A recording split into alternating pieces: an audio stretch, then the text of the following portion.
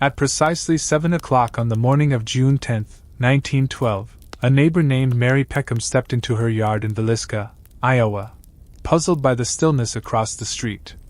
The Moore family home should have been stirring with life. Josiah and Sarah Moore had 4 children, and 2 visiting Stillinger girls had spent the night after a church event. But instead of the sound of breakfast pans or children's chatter, there was only silence. Peckham knocked on the locked door, then tried the handle. It wouldn't budge. By the end of that day, the small white house would become infamous as the scene of one of America's most brutal and unsolved family murders. What she and others found inside was beyond comprehension. 8 lives ended with an axe, blinds drawn tight, every mirror covered, and the victims' faces hidden beneath sheets. A crime so vicious, it shattered the illusion of safety in this quiet Midwestern town. This is the story of the Villisca Axe Murder House, a place that remains frozen in grief, yet alive with whispers that have never stopped. Before we go further, quick pause. Are you watching this alone at night, or in daylight like one of the brave ones? Drop your location and the time in the comments. I love seeing how far these sleepless stories travel. And make sure to subscribe, because the end of this story is not something you want to vanish before hearing. The Villisca Axe murders are not just a true horror story preserved in the record. They're a riddle that continues to lure both historians and paranormal investigators. The Moore family had gone to church the night before, celebrating a Children's Day program. They were well liked, respected, part of the town's fabric. By morning they were gone, struck down in their beds with Josiah's own axe. Investigators noted unsettling details. A lamp's chimney had been removed, its flame turned down to the faintest glow, doors locked tight from the inside, every mirror shrouded, as though the killer could not bear reflection. In the parlor, curtains had been pulled shut to block out the morning sun. In the barn, footprints suggested someone had lingered in the hayloft, watching, waiting for the perfect moment. These fragments paint a picture that feels more ritual than random, a darkness that chose its timing carefully. For over a century, this house has drawn seekers, journalists, historians, thrill seekers, and ghost hunters. Some call it one of the most haunted places in America, pointing to whispers on EVP recordings, sudden cold spots, and even violent incidents during overnight stays. Others insist it is only memory and suggestion playing tricks on tired minds. Yet the walls of the Villisca Axe Murder House seem to carry something heavier than dust, something that refuses to let the story rest. What makes the house so chilling isn't only the murders themselves, but the impossible contradiction that followed. How could someone swing an axe through 8 lives without a single neighbor hearing? How could such brutality leave no clear trail? And why does the house still seem to hum with echoes long after the crime? The stillness Mary Peckham heard that morning wasn't just the quiet of a sleeping house. It was the hush before a century-long nightmare unfolded. He opened the parlor door first, stepping into the dim hallway where the children's rooms lay above. And what he saw ended his career forever. But before I tell you, I want to know, have you ever been so scared you quit a job, or walked away from a place and never returned? Share your story in the comments. In the summer of 1912, Villisca was a picture of small-town America. A farming community of just over 2,000, its streets were lined with neat wooden homes, shaded by cottonwoods, and stitched together by gossip, church services, and the rhythm of the railroad. Villisca was not a place where doors stayed locked at night. Neighbors looked out for one another.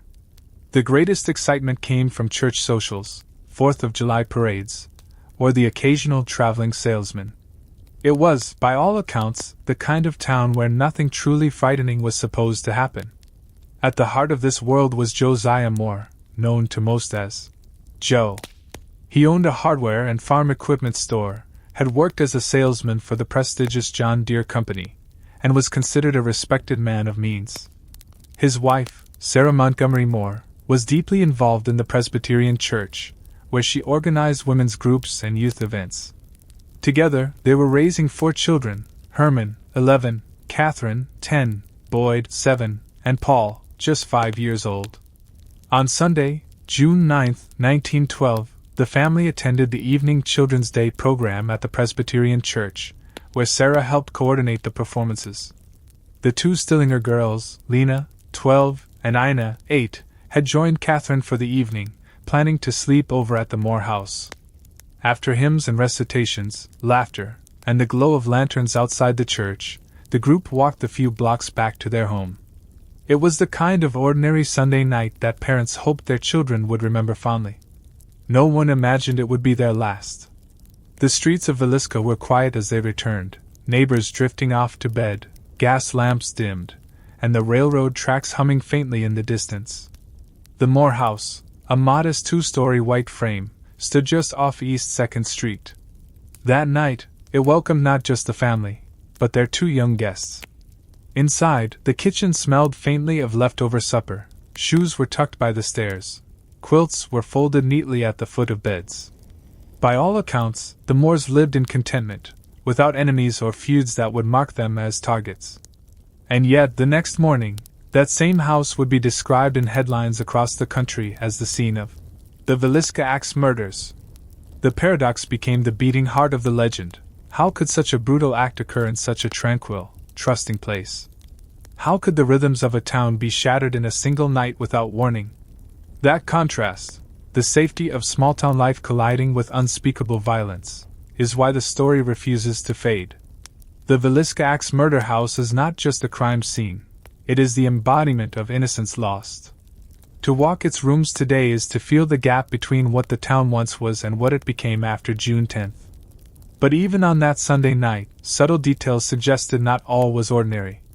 Shadows may have lingered longer than usual near the barn. A stranger might have been seen slipping down the street, or not noticed at all. History records the Moores' smiles at church, their hospitality in welcoming the Stillinger girls, their quiet walk home. What it does not record is the figure who may have been watching. For more than 100 years, researchers, paranormal investigators, and true crime enthusiasts have combed through these final ordinary hours, searching for meaning. Was the killer a drifter who slipped in unnoticed? Or did someone from Villisca itself know when and how to strike? Those questions draw us into the deeper strangeness of what happened inside the house that night. Because when dawn broke on June 10th, the small, safe town of Villisca woke not to hymns and train whistles, but to whispers of a scene so horrifying that some witnesses would never speak of it again. And it was in those whispers, and the first strange signs left behind, that the haunting truly began. When investigators first stepped inside the Moore home on that Monday morning, what they saw defied reason. The small white house, so ordinary from the street, had been transformed into a silent mausoleum. The air was heavy, thick with the smell of iron and oil. Curtains were drawn across the windows, as though someone wanted to erase the morning light. In the kitchen, a plate of food had been left uneaten, congealed overnight, as if time had stopped the moment the killer entered. On a table, a kerosene lamp stood with its chimney carefully removed and the wick turned low. Its faint glow must have been the only light the murderer carried through the house as he moved from bed to bed. This detail would haunt investigators, the care, the precision, the deliberate dimming of light. It spoke not of frenzy but of ritual, as if each act of violence had been cloaked in shadow on purpose. Every victim had been covered with sheets or clothing after death. Faces hidden, reflections concealed. In some rooms, mirrors were draped with cloth. These details echoed the customs of mourning, but here they felt twisted, like a funeral prepared by the hand of the murderer himself. Even more unsettling was the discovery in the barn behind the house. Investigators found impressions in the hayloft, as if someone had been lying there, waiting. A knothole in the wood provided a clear line of sight into the Moore home. It suggested that the killer may have spent hours watching, patient and still, before slipping quietly into the unlocked door sometime after midnight. This detail, the silent figure in the barn, is one that fuels the legend of the Villisca Axe Murder House. Was it a stranger who came in on the evening train, choosing the family at random? Or was it someone who knew the Moores, someone who waited until the town was asleep before striking?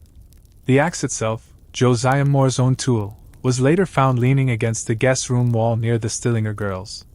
It had been wiped of blood, but not clean. As though the killer wanted it recognized for what it was, a familiar object turned into an instrument of horror.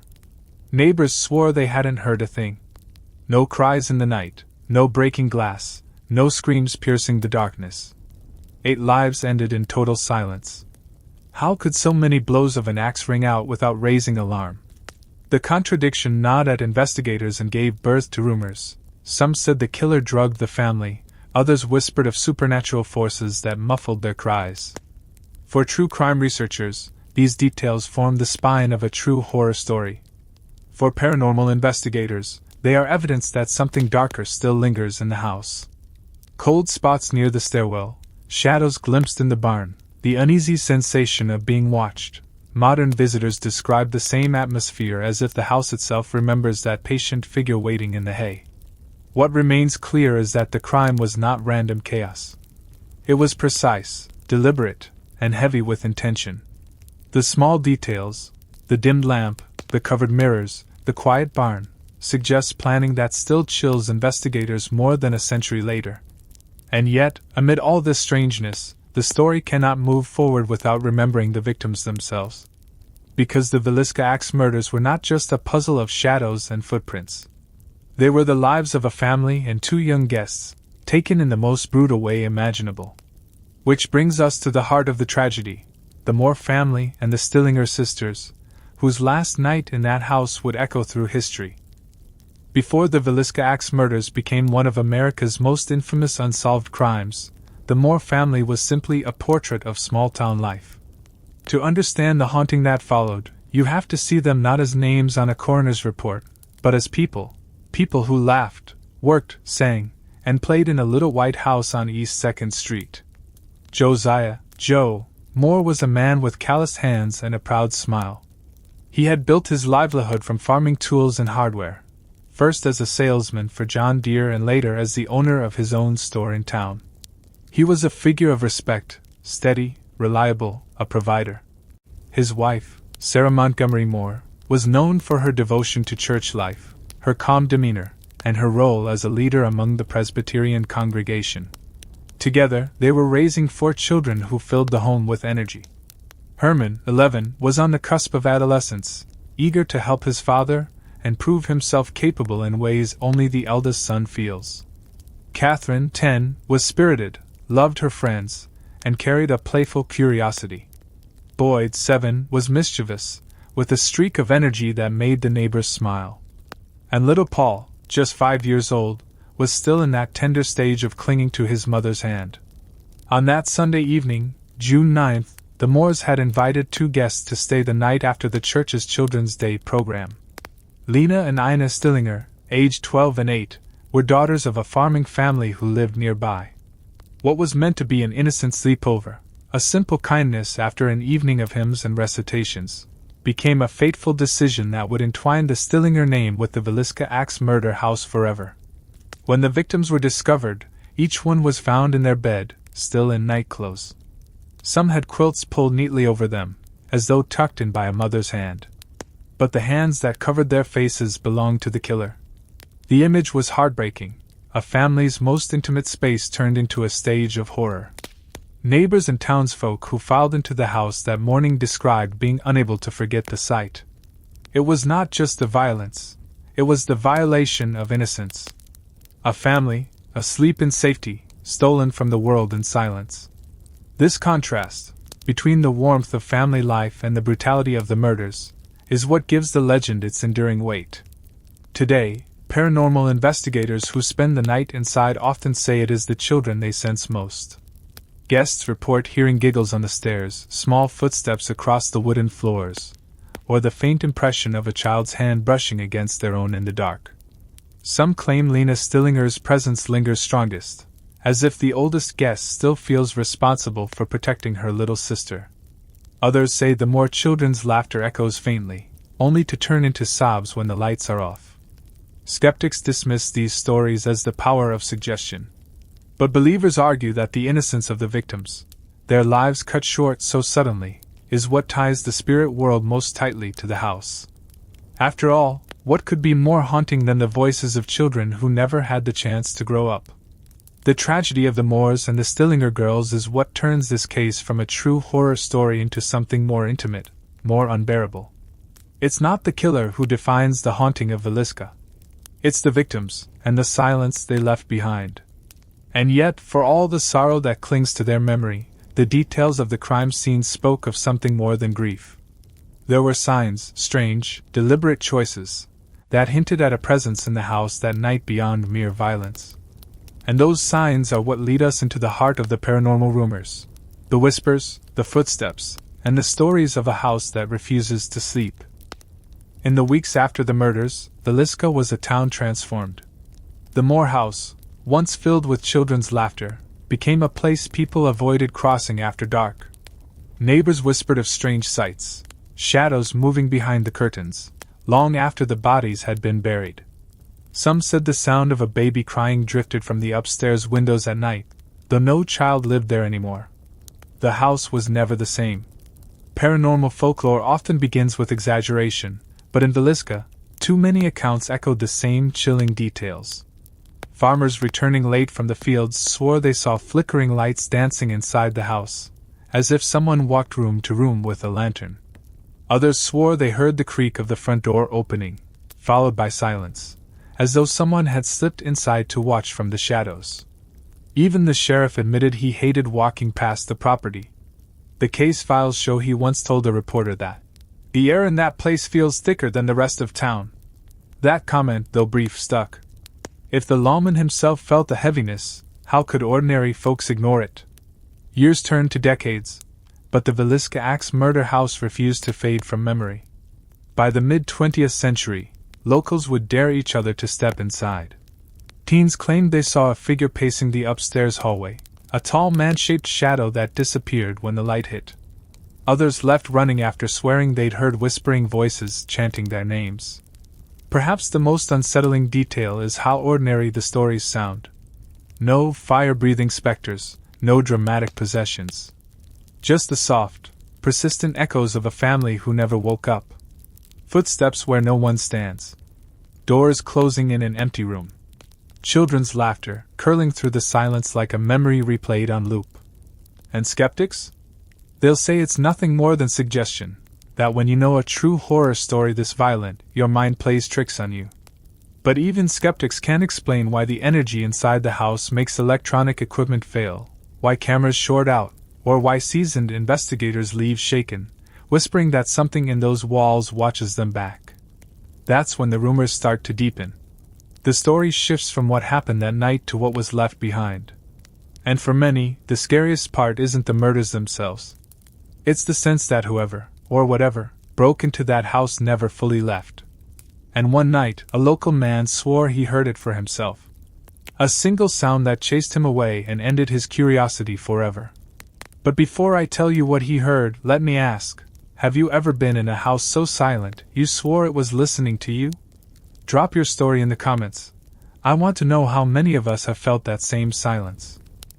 Sunday, June 9, 1912, began as an ordinary summer day in Villisca. The little town was bustling, its dirt roads alive with chatter after the Presbyterian Church hosted its annual Children's Day program. The pews were filled with proud parents, neighbors, and friends, all smiling as the children recited verses, sang hymns, and performed their small parts under lantern light. Among those on stage were the Moore children, their voices clear and eager, watched proudly by Josiah and Sarah.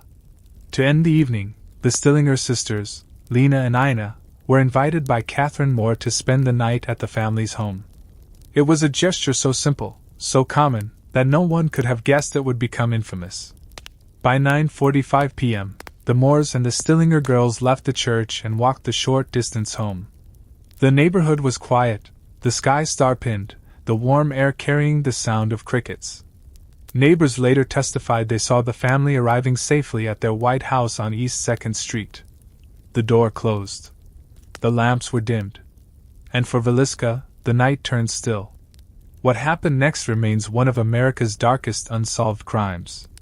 Sometime between midnight and 5 a.m., an intruder entered the Moore house. Some historians argue the killer was already inside, waiting in the attic. Others suggest he slipped through the unlocked door after the family went to bed. What we do know is this: he carried an axe. The assault began in the upstairs bedroom where Josiah and Sarah lay sleeping. Josiah suffered the brunt of the blows, so violent that his face was unrecognizable. Sarah was struck next, her arms raised as though she had tried to protect herself. The killer then moved methodically to the children's rooms. Each of the Moore children, Herman, Catherine, Boyd, and little Paul, was struck as they slept, none spared. Finally, the Stillinger girls. Ina was found in her bed, a quilt drawn over her small frame. Lena, however, showed signs of a struggle. She had defensive wounds on her arms, suggesting she woke up and saw the killer. That detail, perhaps more than any other, haunts investigators to this day. The crime scene revealed something deeply unsettling. Every mirror in the house had been covered. Windows were draped with cloth. Pieces of clothing were thrown over the victims' faces, as though the killer couldn't bear to look at them. A plate of uneaten food sat on the table downstairs, left behind like a ritual interrupted.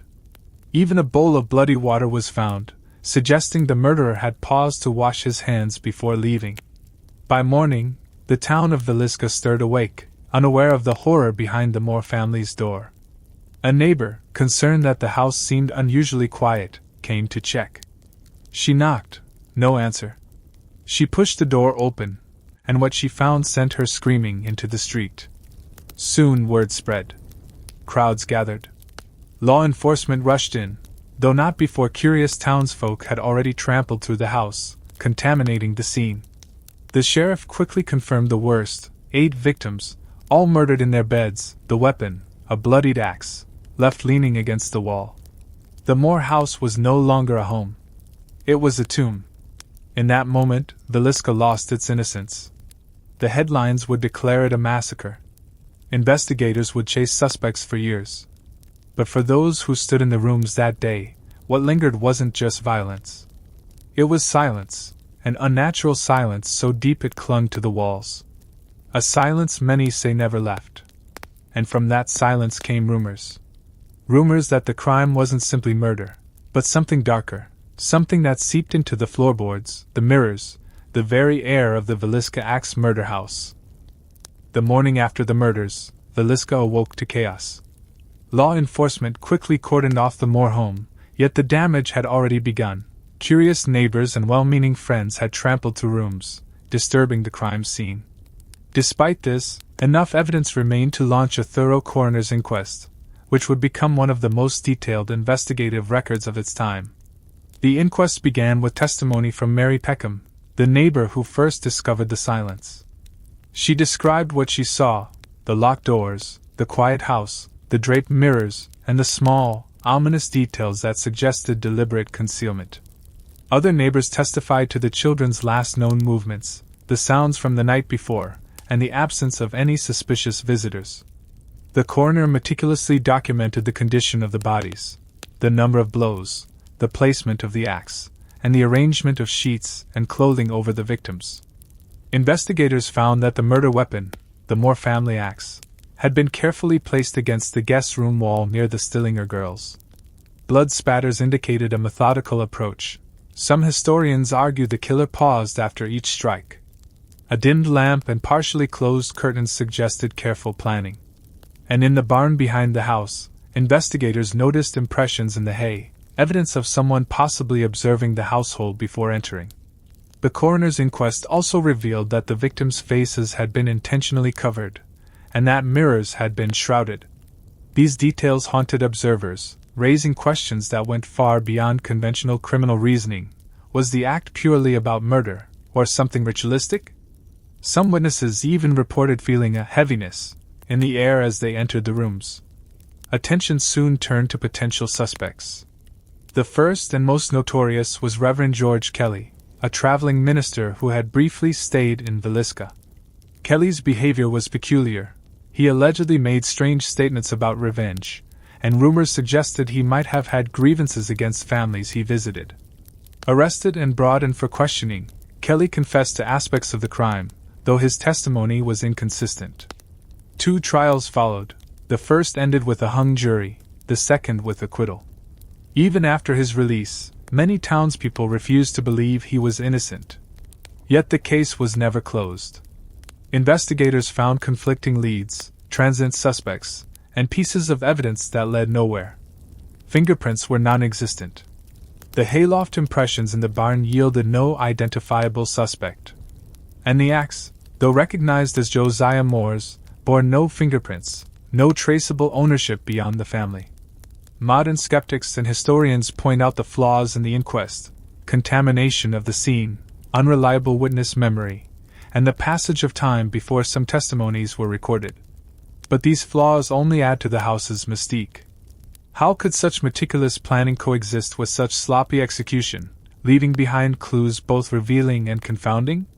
Paranormal investigators, visiting the Villisca Axe Murder House today, report that even the preserved rooms seem to hold memory. They walk the floorboards, noting the same dimmed lighting, the same shadows, and sometimes, the same unexplained cold spots that were described in early witness accounts.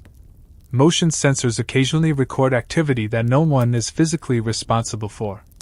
Audio recordings capture faint whispers. Some say it's residual energy, a memory of the night imprinted on the house itself. Official records, eyewitness testimony, and the coroner's detailed findings provide the backbone for understanding the crime. But in Villisca, the line between the documented and the spectral is thin. Investigators leave the house with questions they cannot shake. Was this a brutal, meticulously planned attack? Or is there something else at work, lingering still, in the air, the walls, the mirrors? And as modern-day visitors explore the upstairs bedrooms, they often report a sense of being watched. Some claim to see shadows darting across the ceiling. Others hear the faint, rhythmic thump of footsteps in the hall. Whether skeptic or believer, no one denies the oppressive weight that hangs over the Villisca Axe Murder House, a weight borne the night 8 lives were taken and never lifted.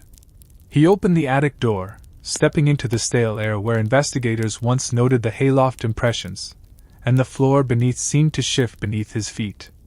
And what he saw next is why many who enter the house never return after midnight.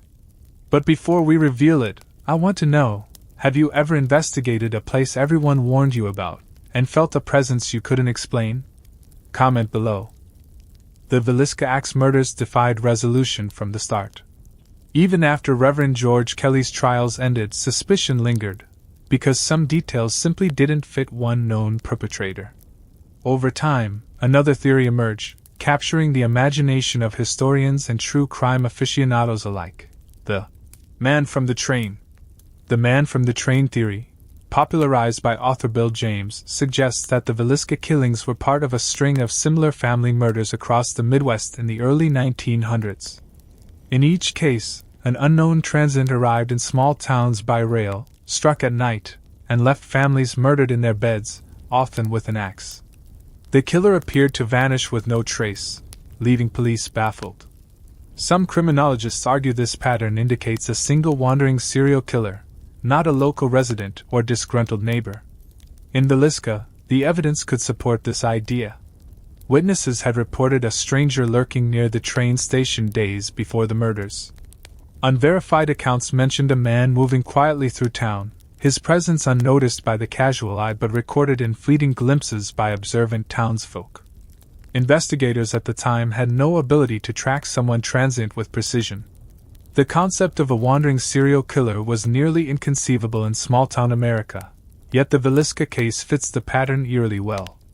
Other theories are darker, stranger, and more speculative. Some locals whispered of occult involvement, pointing to the covered mirrors and ritual-like staging of the crime scene. Could the draping of mirrors, dimmed lamp, and careful placement of the victim's body suggest not just murder, but a ritual meant to bind or conceal something? Paranormal investigators today often cite these details as evidence that residual energy, perhaps tied to dark intent, remains in the house. Still, other theories involve revenge or personal grievance. While Josiah Moore was respected, he was a businessman with dealings that might have angered someone. Perhaps a neighbor or itinerant worker bore a grudge. Or maybe it was someone entirely unknown, whose motivation will never be discovered. Even today, historians comb through census records, railroad manifests, and old newspapers, hoping to match any shadow from 1912 to a living suspect, but the trail grows colder with every passing year. It is precisely this uncertainty that has kept the Villisca Axe Murder House alive in legend. Unlike cases neatly solved by courts and detectives, Villisca exists in a liminal space, caught between the historical record, rumor, and legend. Visitors often say the uncertainty manifests physically: unexplained noises, sudden drops in temperature, doors that creak open when no one is near. Could it be the presence of the victims? Or the restless energy of a wandering killer whose shadow still lingers? What is undeniable is that each theory, whether focused on a transient serial killer, a local suspect, or supernatural involvement, points to one unshakable fact: the house refuses to release the story it holds. And in that refusal, many say the most haunted places in America reveal themselves, not in overt terror, but in subtle, persistent echoes of the past. One researcher who spent the night in the master bedroom reported an experience that seemed to confirm the fear of lingering presence. The air grew thick, almost solid, and a faint tapping came from the walls, growing louder even as no one else was in the house. When the clock struck 3, the tapping ceased, followed by a whisper he could not identify. And here is the unnerving part: this pattern repeats in dozens of modern paranormal investigations. Cold spots in empty rooms, voices caught on recorders, shadows seen in the corners of vision. It is as if the house itself carries the weight of the Villisca Axe murders, a permanent imprint of fear, grief, and unanswered questions. The walls remember. The floors remember. And the roof may have seen more than any official report ever recorded. As investigators step into the attic, peering into the hayloft where the intruder may have once watched, they report a chilling realization: the presence of the past feels tangible. You can feel it brushing against you in the darkness, as though the house itself waits for visitors to acknowledge its history. And some who dared to remain until sunrise swear they saw something, an impossible figure standing at the threshold of a child's bedroom, before vanishing in a shimmer of shadow. Over the decades, the Villisca Axe Murder House has been visited by thousands, and with each visitor, a story adds to its legend. Some are historical, recorded shortly after the 1912 tragedy. Others are modern accounts, collected by paranormal investigators who spend nights wandering its creaking floors. All share one thing in common: an encounter with something unexplainable. Historical witnesses recalled the horror of that first discovery. Mary Peckham, the neighbor who first entered the house, described it as silent, yet filled with a sound I cannot name. The air was heavy, she said, almost as if the house itself was holding its breath. Other townsfolk, who came to witness the aftermath, noted the oppressive weight of the rooms and the feeling that the walls were watching. Even those with the steeliest nerves left shaken. Fast forward nearly a century, and modern visitors report experiences that echo those initial accounts. Paranormal investigators often describe sudden drops in temperature that feel like icy fingers brushing the back of their necks. One team noted that thermographic cameras captured shapes moving across hallways where no person could be seen. Electronic voice phenomenon, EVP, recordings have captured faint whispers in rooms once inhabited by the Moore children, small giggles, whispered names, and even pleas that seemed to come from beyond. One visitor, a teacher from Des Moines, shared a chilling account. She stayed overnight in the children's bedroom for an investigation. Around 2 a.m., she woke to the sound of small footsteps pacing across the floorboards above. Heart racing, she called out, but no one answered. When she got up to investigate, she noticed that the lamp had dimmed inexplicably, casting long, distorted shadows across the walls. She left the house at first light, claiming she would never return.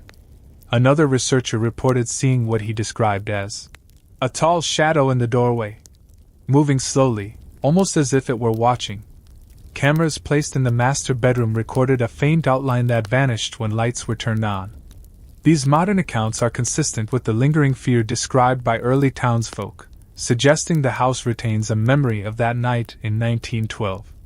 The common thread in these testimonies is not overt terror or hallucination.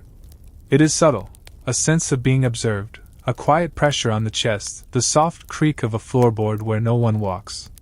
The house communicates in whispers, in shadows, in temperature drops that defy explanation. It is as if the victims themselves, the Moore children, the Stillinger girls, Josiah and Sarah, remain present, their memory woven into the structure of the home. Yet some reports are harder to rationalize. One paranormal investigator, alone in the attic where the intruder may have once watched, recorded a sequence of footsteps approaching him from a corner where no stairs exist. His heart raced, his flashlight flickered, and when he spun around, the room was empty. Later, he checked the cameras and found faint handprints on the walls. Impossible, since he was alone. Even visitors who claimed skepticism often leave unsettled. Cold spots in otherwise warm rooms, shadows out of the corner of the eye, and whispers that vanish when directly addressed, all point to something in the house beyond explanation. Could it be the residual energy of that fateful night? Or something more active, a presence tied to the tragedy, still walking among the furniture, listening, waiting? These accounts, combined with the historical record, form the backbone of the Villisca Axe Murder House's reputation as one of the most haunted places in America. Each visitor adds a thread to the tapestry of haunting, and every new experience reinforces the inescapable truth: the house remembers. It remembers what occurred and whispers it to those willing, or unfortunate enough, to listen. And when night falls, the house seems to hold its breath once more, as if preparing to reveal another secret. A shadow drifts across the floor, a whisper echoes in an empty hallway, and the sense of watching deepens, leaving visitors to wonder whether the Moore family, or something beyond them, still roams the rooms. Step lightly if you ever visit, because in Villisca, the walls never forget. The walls of the Villisca Axe Murder House hold more than shadows. They hold objects that carry memory, traces of that night that refuse to fade. Every visitor, historian, and paranormal investigator who walks its floors senses it. Something tangible remains, left behind by a tragedy so profound it imprinted itself on wood, glass, and metal. The most obvious artifact is the axe itself. Josiah Moore's own tool, now preserved in a glass case, is more than a weapon. It is a symbol of the night's horror, an object that seems to hum with the weight of 8 lost lives. Some visitors claim to feel a chill when they approach it, a prickling sensation that climbs the spine as though the instrument remembers every swing, every act carried out in its sharp steel. Then there are the mirrors. In 1912, every reflective surface was covered after the murders, and today, visitors notice remnants of that ritual. Some mirrors are draped or painted over, others bear streaks, scratches, or condensation that forms patterns, often interpreted as vague faces. Paranormal teams have photographed unexplained distortions in these mirrors, shapes that seem to appear and vanish when the camera is adjusted. The house seems to use reflection to remind the living of the past, even over a century later. Furniture and household objects also carry traces of that night. Beds where the Moore children and Stillinger girls slept have indentations and impressions noted in historical records. Some investigators report feeling a pressure on mattresses, as if someone invisible still rests there. Chairs occasionally rock slightly, cups left on tables shift inexplicably, and lamps, like the one dimmed by the killer, flicker even without electricity. Artifacts extend beyond the house. Photographs taken in the early 1900s show shadows that don't match known people. Old newspapers, court records, and coroner's inquest notes, preserved for over a century, contain curious anomalies, names crossed out, margins scribbled with observations that hint at witnesses too frightened to speak openly. Some historians argue these footnotes may record early experiences of lingering energy, subtle hints that something supernatural clung to the house even then. Modern paranormal investigators treat these artifacts as proof that the Villisca Axe murders left more than grief. They left resonance. EVPs are strongest near the original furniture. Cold spots congregate where the children slept. Cameras catch fleeting images near the windows. A rocking chair in the children's bedroom, left untouched for decades, sometimes moves in the night, as though insisting the story be remembered.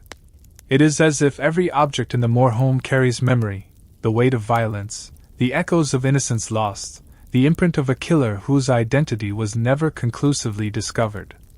Objects, after all, are silent witnesses. And in the Villisca Axe Murder House, the witnesses never stop speaking. And yet, even with all this evidence, visitors find themselves asking the same chilling question: if these objects remember, Do they only recall the past, or are they trying to communicate with the living? One late-night visitor leaned over the children's beds to photograph the room. His camera caught something faint, an indistinct shape hovering above the mattress. When he looked up, the shape was gone. But on the photo, it remained. The image, preserved in pixels, reminded him of every story, every whisper, every cold touch he'd felt that night. He dropped the camera. And as he did, the rocking chair began to sway, slowly at first, then faster.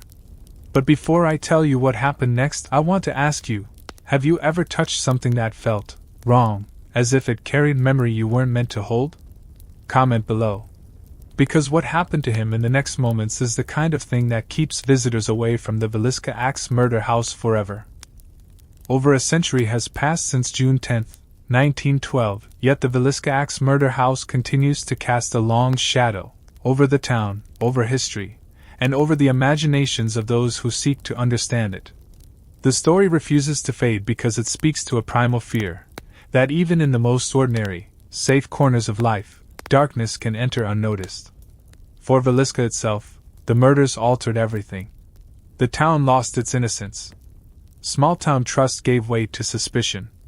Neighbors locked doors more tightly, strangers were watched more closely, and the Moore house became a symbol of tragedy that could not be erased.